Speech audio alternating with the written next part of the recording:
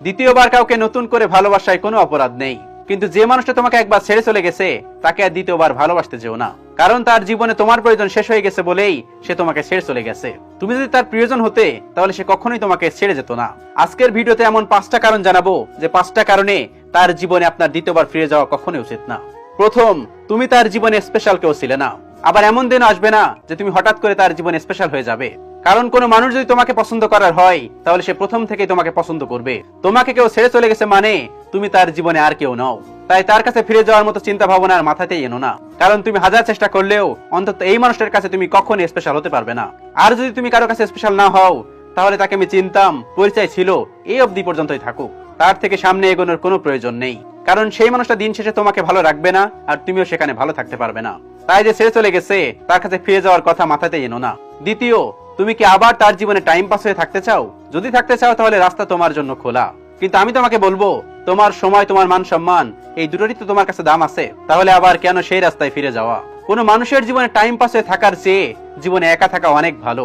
কোনো প্রয়োজন নেই, কারণ তোমার সময়ের দাম আছে, তোমার অনুভূতির দাম আছে।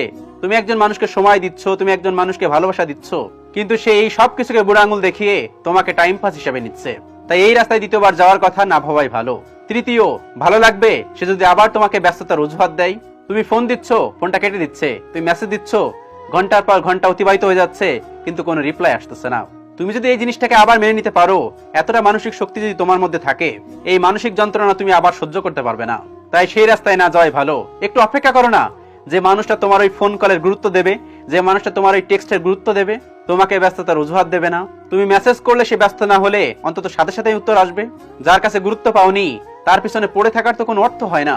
এই পৃথিবীতে এমন মানুষ অবশ্যই আছে যে তোমাকে গুরুত্ব দেবে, তোমাকে প্রায়োরিটি দিবে। তাই অপেক্ষা করো। যে মানুষটা আমাদেরকে ছেড়ে চলে যায় সে কখনোই আমাদেরকে গুরুত্ব দেয়নি। যদি সেই মানুষটা আমাদেরকে একটু গুরুত্ব দিত, একটু সম্মান দিত, তাহলে একটু অন্তত ভাবতো, সে কখনো এভাবে চলে যেত না। তাই সেই মানুষটার কাছে ফিরে যাওয়ার কথা মাথায় নিয়ে এসো না।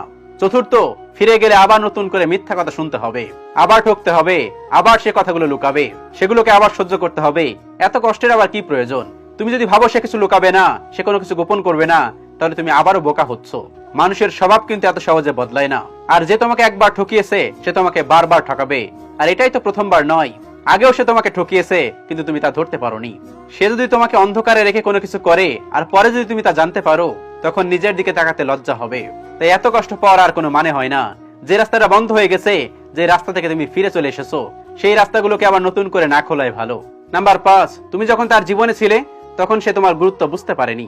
আজকে যখন তুমি তার জীবনে নেই তখন সে তোমার গুরুত্ব বুঝতে পারছে এমনটা কিন্তু নয়। সে তোমার প্রয়োজনটা শুধু মিস করছে। সে চাচ্ছে তুমি আবার তার জীবনে যাও, তার দরকারগুলো তুমি আবারও মিটাও, কিন্তু সে আবারও তোমাকে ছেড়ে দেবে। যেই মুহূর্তে তোমার থেকে আবার সে বেটার অপশন পাবে, সে আবারও তোমাকে সে আগের মতো করেই ভুলে যাবে। আর কেন শুধুমাত্র তুমি এই প্রয়োজন হয়ে থাকবে? কেন তুমি শুধুমাত্র অপশন হয়ে থাকবে? কেন কেউ বেটার অপশন পেলে তোমাকে ছেড়ে চলে যাবে? এত কম দামি তো তুমি নও। তাই নিজের ভ্যালুটা বোঝো।